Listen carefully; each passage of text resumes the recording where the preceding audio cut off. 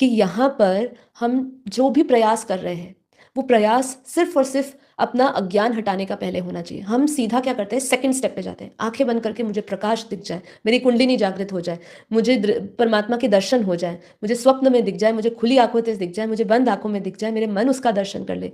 अक्सर हम इसी में उलझते हैं। लेकिन यदि आप अपना अज्ञान टूटने में लगा दोगे, पुरुषार्थ अपना सारा प्रयास इसमें लगाओगे, तो उसके साथ अज्ञान गिरते ही एफर्टलेस, बिना प्रयास करे आपके जीवन में आध्यात्मिक जागरण शुरू हो जाएगा। आपको अनुभव भी होंगे, परमानंद भी होगा। परमानंद, निजानंद, नित्यानंद जो अवस्था का ज़िक्र किया गया है अपनी आत्मा की अनुभूति का, वो आपको होगा। पर उसकी प्रयास आपके अंदर क्या रहनी चाहिए, वो दर्शन की नहीं रहनी चाहिए, वो कुंडलिनी जागरण की नहीं रहनी चाहिए, लेकिन अज्ञान हटाने की, अज्ञान गिराने की आपके भीतर वो प्यास चरम तक पहुँचनी चाहिए। ठीक है?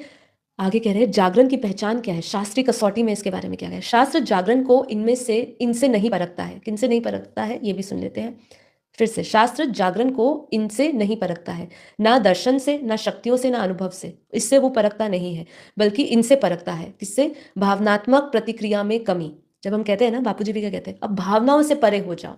ठीक है? तो भावनात्मक प्रतिक्रियाओं में कमी हो जाती है, हम भावनाओं से परे हो जाते हैं। ठीक है? नष्टो मोह हो जाते हैं। मोह हमारा जो है वो बदल के करुणा और निस्वार्थ सबके कल्याण के लिए हो जाता है। बिना दमन के स्वाभाविक वैराग्य, अपने आप को दबा नहीं रहे हो आप, किसी चीज़ को सप्रेस नहीं कर रहे हो कि नहीं मुझे तो वैराग्य लेना है, क्योंकि ये एक प्रक्रिया बोली, ये एक अनुभव बोला, ये जागरण का एक विशेष हिस्सा है कि मुझे वैराग्य उठना चाहिए। तो ज़बरदस्ती किसी चीज़ को दबाया नहीं जा सकता, बिना दमन करे स्वाभाविक वैराग्य आप में उठता है। संसार के प्रति जो आपका दृष्टिकोण होता है वो स्वाभाविक ही बदलता है। स्वयं को सिद्ध करने की इच्छा का लोप, ये भी आपके भीतर अब घटता नहीं है। इसी से शास्त्र जागरण को परखता है। सुख दुख में समभाव, जिसको हम जानते हैं कि वो स्थित प्रज्ञ की एक अवस्था है। सिखाने, मानने, बदलने की कोई हड़बड़ी नहीं। आपके अंदर ऐसी कोई हड़बड़ी नहीं होती कि मैं इसको समझा दूं। आप सब उसके कर्म पे, उसकी विवेकता पे और उसकी जब जागृति होगी उस पर छोड़ देते हो।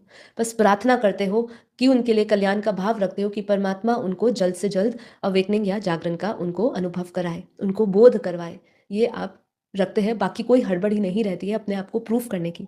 तो ये सब चीज़ों से आध्यात्मिक जागरण शास्त्र समझाता है, परखता है कि ये सब चीज़ें अगर होती हैं तो ही आपके अंदर आध्यात्मिक जागरण है। कोई दर्शन हो जाना, शक्तियाँ आ जाना, अनुभव होना, इससे शास्त्र जागरण को नहीं परखता है।